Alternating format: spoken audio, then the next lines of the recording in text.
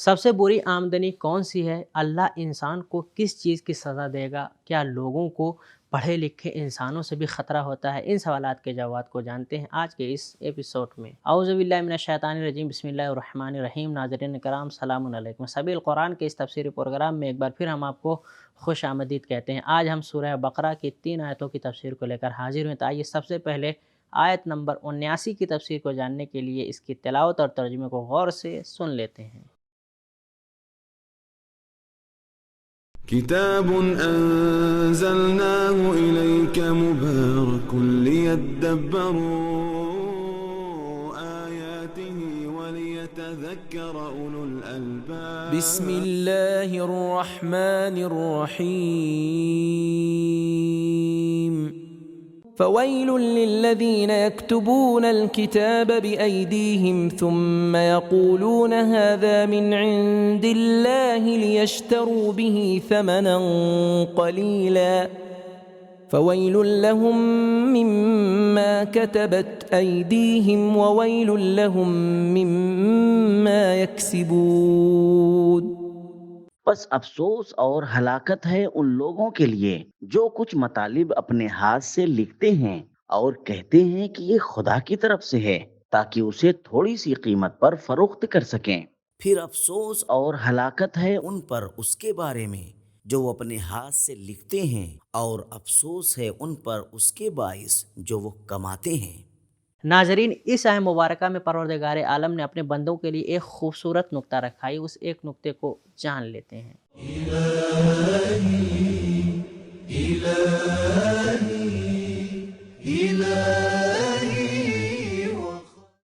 قرآن پاک میں یہی ایک ایسی آیت ہے جس میں لفظ ویلن 3 بار استعمال ہوا ہے۔ اس میں دنیا پرست علماء اور دانشوروں کے ہاتھوں پیدا ہونے والے خطرات کو بیان کیا گیا ہے۔ ناظرین، ہم نے اس آیت کی تلاوت، ترجمہ اور ایک خوبصورت نکتے کو جان لیا ہے۔ اب اس آیت کے پیغام کو بھی جان لیتے ہیں۔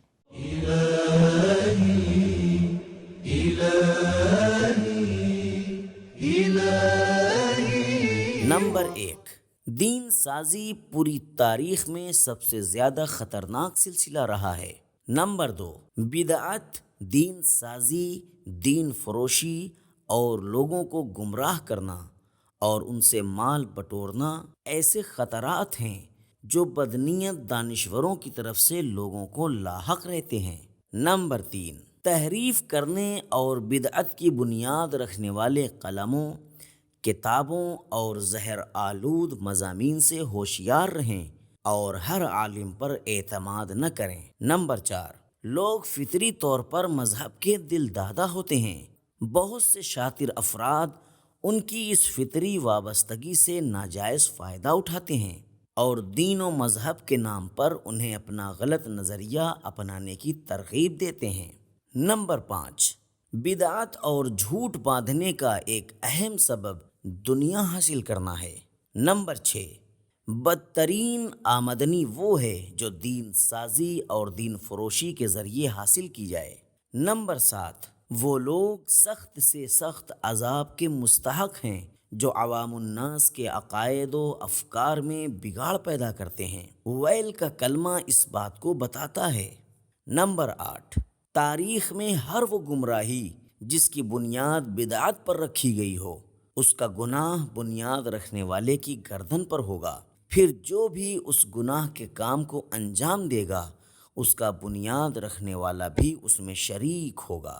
یکسبونا، یہ کلمہ استمرار پر دلالت کرتا ہے۔ ناظرین، اب اس تفسیری سلسلے کو اور آگے بڑھاتے ہوئے ہم آیت نمبر 80 کی تفسیر کو جاننے کے لیے سب سے پہلے اس کی تلاوت اور ترجمے کو غور سے سنتے ہیں۔ وقالوا لن تمسنا النار إلا أياما معدودة قل اتخذتم عند الله عهدا فلن يخلف الله عهده ام تقولون على الله ما لا تعلمون۔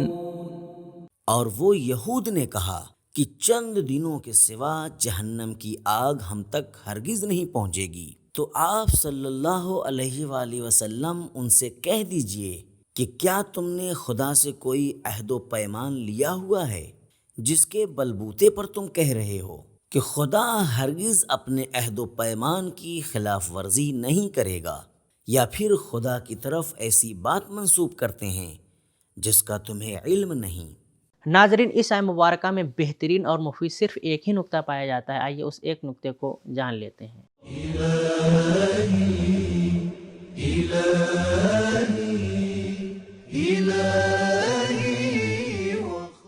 یہود کے غلط عقائد میں سے یہ بھی تھا کہ وہ کہا کرتے تھے کہ بالفرض اگر ہم گناہ گار ہوں بھی تو یہ گناہ دوسروں سے کم ہوگا اور ہم سوائے چند دنوں کے آتش جہنم کا عذاب نہیں دیکھیں گے، کیونکہ ہم دوسروں سے برتر ہیں۔ چنانچہ خداوند نے اس آیت کے ذریعے ان کے مذکورہ غلط عقیدوں پر خط بطلان کھینچ دیا ہے۔ ناظرین، اس آیت مبارکہ کے ایک نقطے کو جاننے کے بعد اب اس آیت مبارکہ کے دلچسپ پیغامات کو بھی جانتے ہیں۔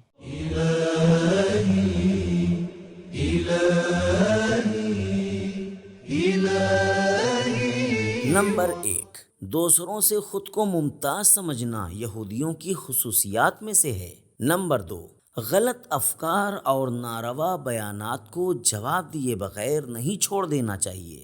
نمبر 3، تفوق طلبی، نسل پرستی اور عمل کے بغیر امید رکھنا منع ہے۔ نمبر 4، قانون کے سامنے سب برابر ہیں۔ خداوند نے کسی خاص قوم سے نجات کا کوئی وعدہ نہیں کیا۔ نمبر 5، دینی معلومات سے لا علمی باعث بنتی ہے کہ انسان دین کے ساتھ خرافات کو نسبت دے۔ ناظرین، اس ایپیسوڈ کی آخری آیت یعنی آیت نمبر 81 کی تفسیر کو جاننے کے لیے سب سے پہلے اس کی تلاوت اور ترجمے کو غور سے سن لیتے ہیں۔ بلى من كسب سيئة وأحاطت به خطيئته فأولئك أصحاب النار هم فيها خالدون۔ ہاں، جو لوگ گناہ کمائیں اور گناہ کے اثرات ان کے سارے جسم پر محیط ہوں، وہ اہل جہنم ہیں اور ہمیشہ اس میں رہیں گے۔ ناظرین، آج کے ایپیسوڈ میں گزشتہ 2 آیتوں کی طرح اس میں بھی صرف ایک نقطہ پایا جاتا ہے، یہ اس ایک نقطے کو جان لیتے ہیں۔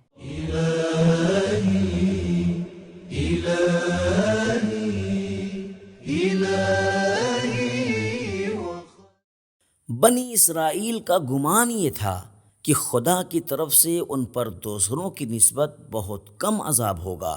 ان کے اس غلط نظریے کے خلاف خداوند عالم فرماتا ہے، تمام لوگ قانون کے سامنے برابر ہیں۔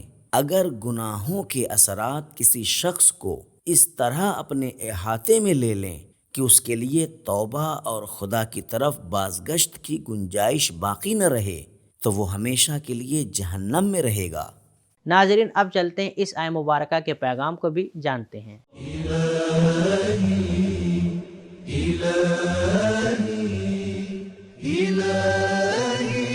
نمبر 1، خیالات و اوہام کا ڈٹ کر اور دو ٹوک انداز میں مقابلہ کرنا چاہیے۔ نمبر 2، سزا و جزا انسان کی آرزو و خواہش کے مطابق نہیں بلکہ اس کے عمل کی بنیاد پر ہوگی۔ نمبر 3، ان گناہوں کی سزا ملے گی جو جان بوجھ کر کیے جائیں اور ارادہ و اختیار سے انجام دیے جائیں، نہ کہ اپنی جہالت اور کسی کے دباؤ یا مجبور کرنے کی وجہ سے کیے گئے ہوں۔ نمبر 4، گناہ گار کسی نفع اور فائدے ہی کو پیش نظر رکھ کر گناہ کرتا ہے۔ نمبر 5، ہر گناہ کے اثرات، نتائج اور شعاعیں ہوتی ہیں جو انسان کو غرق کر سکتی ہیں۔ تو ناظرین، آج کے ایپیسوڈ میں ہم نے جانا کہ برے پڑھے لکھے انسانوں سے بدعت اور دین فروشی کا خطرہ لائق ہوتا ہے، اور سب سے بری آمدنی وہ ہوتی ہے جو دین بیچ کر پیسہ حاصل کیا جائے، اور پروردگار عالم وہ گناہ کی جو انسان عمدی طور پر اختیار کے ساتھ انجام دیتا ہے اس کی سزا دے گا، نہ کہ انجانے میں دیے گئے گناہ کی سزا ملے گی۔ یہ تھا ہمارا آج کا ایپیسوڈ، ملتے ہیں اگلے ایپیسوڈ میں، تب تک کے لیے شکریہ، خدا حافظ۔ سبیل قرآن، قرآنی سماج کی پہچان۔